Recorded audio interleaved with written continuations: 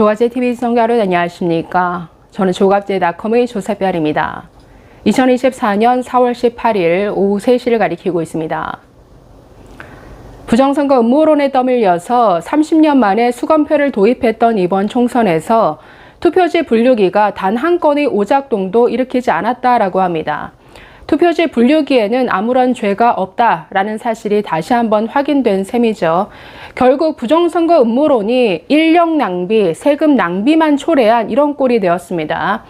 결국 이번 총선에서 참패한 여당 국민의힘과 함께 부정선거 음모론자들도 함께 추락하는 이런 선거가 되어버린 것 같습니다. 자, 이 내용 좀 정리해 보겠습니다. 자, 17일 중앙선거관리위원회에 따르면 이번 총선에서 개표 사무에 동원된 인력이 총 7만 6천 명이라고 합니다.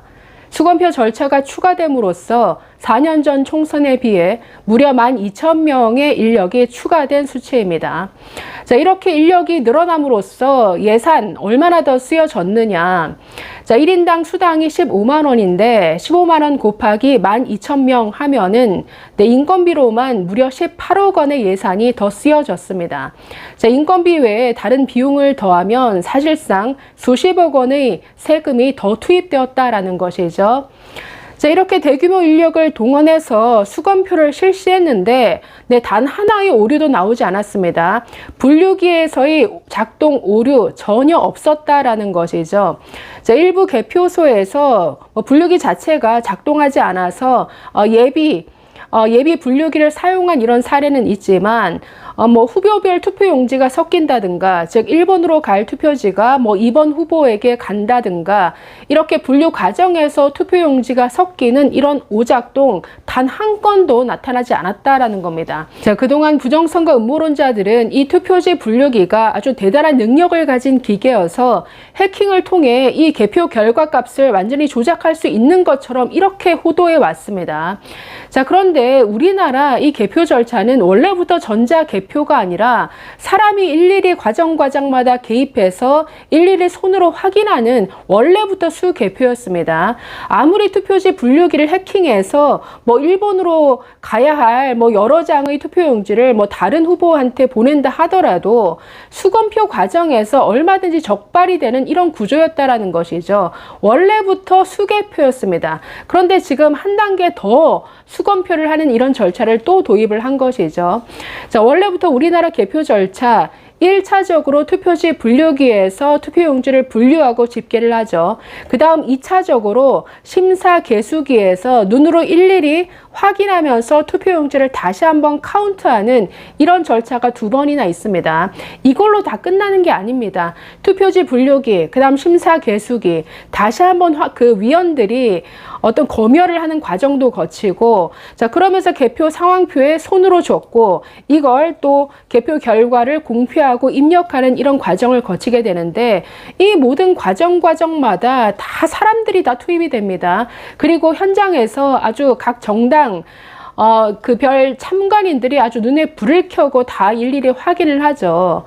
그래서 원래부터 개표 절차가 수개표이기 때문에 아무리 해킹을 하더라도 조작은 이루어질 수 없다, 조작은 불가능하다라는 게 그동안 선관위의 입장이었고 저희의 일관된 주장이었는데, 완전히 이건 피해 망상 수준의 이런 주장에 떠밀려서 이 투표지 분류기와 심사 개수기 단계 이 사이에 수검표를 한 번 더 거치는 이런 절차를 도입을 한 것이었죠.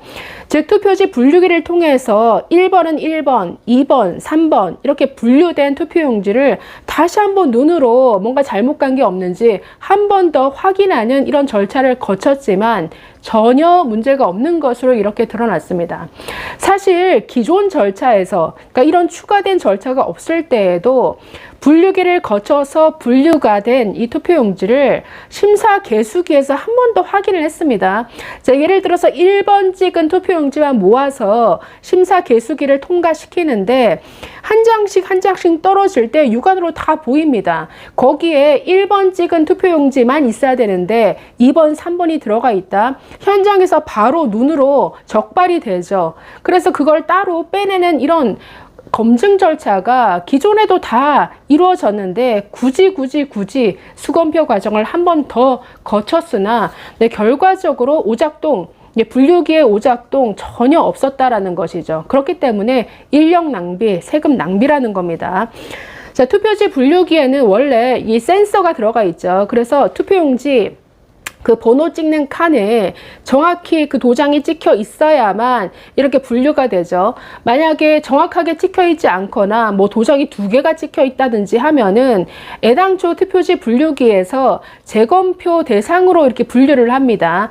그래서 문제가 있는 투표용지는 따로 또 모아서 이 검열위원들이 다시 한번 눈으로 확인해서 다시 분류하고 재집계하는 이런 과정도 사실은 거쳤었죠. 그래서 애초에 수검표 이걸 한 번 더 도입할 필요가 없는데 굳이 도입해서 이런 돈 낭비, 시간 낭비, 인력 낭비. 자, 이번 총선에 투입된 개표 사무원이 총 76,000명이라고 했죠. 4년 전에 비해 12,000명이 늘어났고 8년 전과 비교하면 29,000명이 늘어난 수치입니다. 자, 그런데 이렇게 무리하게 인력을 추가함으로써 아주 많은 공무원들의 반발을 샀습니다. 자, 전국 공무원 노조가 아니 왜 공무원들에게 이런 희생을 강요하느냐, 이건 강제 노동이다 라고 하면서 굉장히 많은 반발을 했고, 또 각 지자체 공무원들도 상당한 반발을 보였습니다. 자, 그래서 공무원들로만은 다 채워지지 않다 보니까 상당수의 민간인들이 투입이 되는데, 자, 지금 76,000명 중에 거의 절반에 가까운 약 32,000명이 민간인으로 채워졌습니다. 뭐 대학생, 공기업 직원, 교사, 은행원, 자, 이런 류의 민간인들인데, 아니 부정선거 음모론 입장에서는 공무원은 대신 이런 민간인들은 믿을 수 있나요? 아니 이렇게 되면은 부정선거의 위험이 더 높아지는 것 아닙니까? 그렇기 때문에 이런 망상이 얼마나 이런 모순적인 결과를 초래하는지 한 단면을 보는 것 같습니다. 자, 역대 소송에서 부정선거 의혹이 사실로 드러난 경우 단 한 건도 없습니다. 자, 지난 총선 때에도 이런 음모론자들 때문에 상당한 소송이 진행이 됐죠.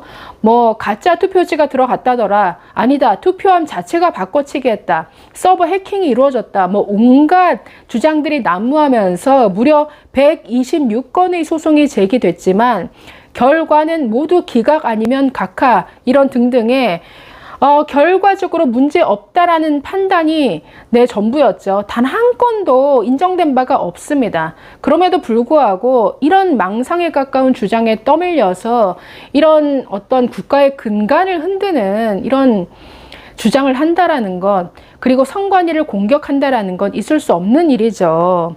문제없이 운영되고 있던 지난 63년간 이건 무사고 운전 아닙니까? 그런데 이런 선관위의 선거 사무에 대한 신뢰를 완전히 떨어뜨리는 이런 주장을, 그것도 집권 여당이 받았습니다. 집권 여당이 부정선거 음모론에 딱 선을 그어야 되는데 오히려 그들과 합세해서 부하내동해서 선관위를 공격하는 데 앞장섰죠. 총선에서 참패한 국민의힘은 이 점에서 더 반성하고 확실하게 이 부정선거 음모론과는 단절하는 이런 모습을 보여야 할 것으로 보입니다. 완전히 모든 어떤 기계가 하는 건 전부 믿을 수 없다, 전부 사람의 손을 거쳐야 한다, 이게 21세기에 얼마나 이 선거 시스템을 과거로 회귀시키는 이런 황당한 주장입니까? 정말 앞으로 다시는 이런 부정선거 음모론이 발을 뻗을 수 없도록 확실하게 정리하고 넘어야 할 것으로 보입니다. 우리나라 선거 시스템, 투개표 시스템은 전 세계가 신뢰할 만한 수준이다, 이런 결과를 보여준 총선이었던 것 같습니다. 감사합니다.